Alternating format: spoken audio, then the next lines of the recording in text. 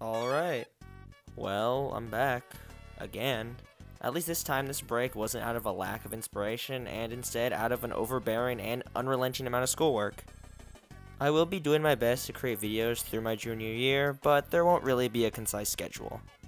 I'm also going to be trying to learn a new video editing program called Adobe Premiere Pro because I feel like my videos made in iMovie aren't really the best, and I want to improve. Alright, with all that out of the way, let's get started with the video. Surprisingly enough, when Deltarune first came out, I wasn't all that interested in it. Like some people, I thought it was just created to try and recapture the magic that Undertale had. It wasn't until I was at a friend's house a few years ago and watched him play Deltarune on his Switch that I decided to check it out. And I have to say, I'm really glad that I did. The characters and story were incredibly fun and interesting, and when Chapter 2 released, my love for the franchise increased even more. And after learning that Chapter 3 is going to release, well, sometime in the future, I decided I want to talk about some stuff that I really want to see in the upcoming chapters.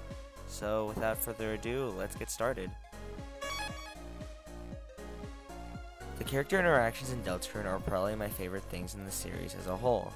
For a character that doesn't talk, Chris and Susie's relationship is extremely fun and interesting. Not only that, but Susie's and Ralsei's interactions are also quite enjoyable. So is Susie's and Lancer's, and Susie's and Noelle's, and Susie's and Birdley's.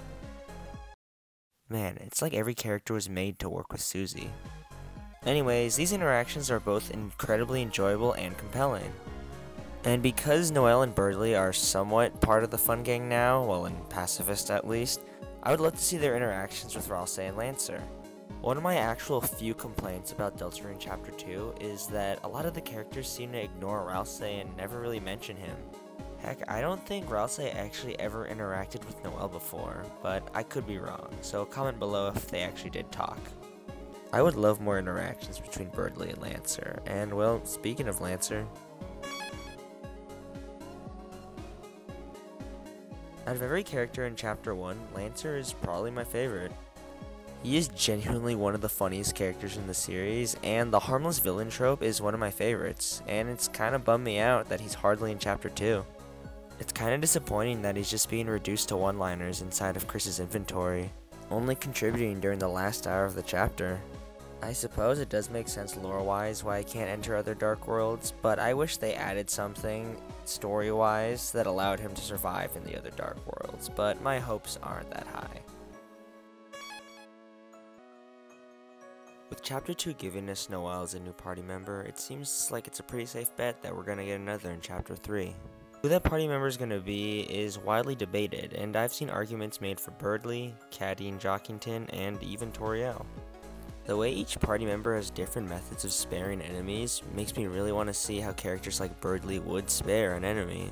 Also, I would love to see more combo moves within the party, like how Susie throws Chris at those wires during Chapter 2. I'd also love to see how the party member dynamic would work during a Snowgrave route, and if Chris is actually going to gaslight another innocent child into becoming a mass murderer. Ralsei is certainly a character that many people adore, and although I would like to see more wholesome moments between him and the rest of the cast, I'm more looking forward to those hints about what he's hiding. Now, I'm not saying that he's evil, but the way he talks to Chris while the players focus on Noelle and Susie raises a couple of eyebrows. Now, I've seen plenty of theories online about what Ralsei is actually hiding, and with this upcoming chapter, maybe we will figure it out, or maybe catch more glimpses of what he's trying to tell Chris. Although this isn't that big of a deal if it doesn't get implemented, I would love to see some new kind of battle mechanic like the one we see in Chapter 2. I love that the fight with Giga Queen turns out to be more Punch-Out-esque than a bullet hell, and the other little mechanic I really liked was the return of the Yellow Soul during the Spamton Neo encounter. It was a fun little callback to the game's predecessor and made the fight a lot more interesting, and who knows, maybe it actually serves some purpose to the story on why it was able to turn yellow. But if they add a platforming mechanic to the game, I will scream.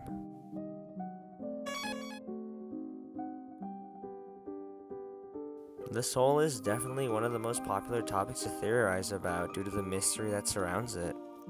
The way it puppets Chris, and the way Chris sometimes is able to break free of that control, really makes it an interesting topic of discussion. I would really be interested in more events where Chris fights against the soul's choices, or more events that call back to their trauma and fear of being controlled, like the ones in Chapter 2. This is a pretty obvious one, but I would love to see more about what the eggs that are given to the player throughout the chapter symbolize and eventually lead up to. Hints and clues about who this egg guy really is are something I'd also like to see in this chapter. What I'm really hoping for from collecting all these eggs is some secret super boss, which would be really awesome. But if this all leads up to some giant joke, I will both laugh and cry.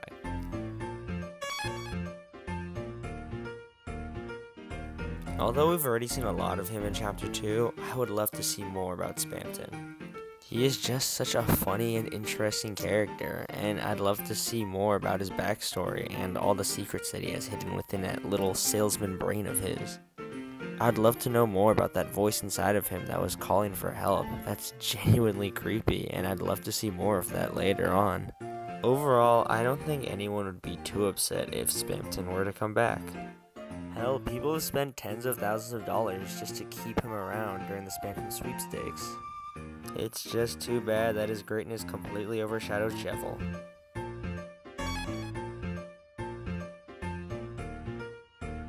I don't know if I'm in the vast majority or not, but I really like the recruitment system that they implemented in Chapter 2.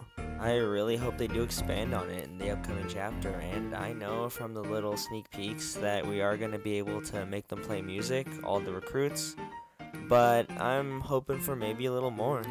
And with all these new recruits coming in throughout all these chapters, I'd love to see more extensions to the castle town, and well, I'd love to see the rooms that Rosse hasn't finished yet. Anyways, that's about all I really want from this chapter, and besides that, I'm pretty much all good. With how good the last two chapters were, I have no doubt that this one's gonna be just as good, if not better. Anyways, thank you all for watching this video, and I'm just kind of happy to be back.